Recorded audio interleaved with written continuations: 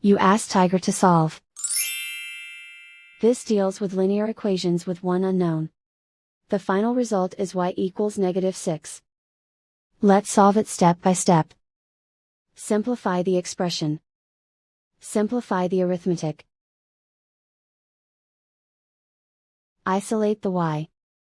Divide both sides by -7. Cancel out the negatives. Simplify the fraction. Move the negative sign from the denominator to the numerator.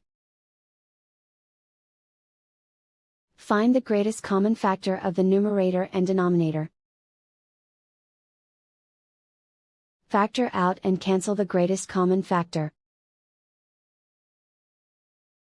And so the final result is y equals -6.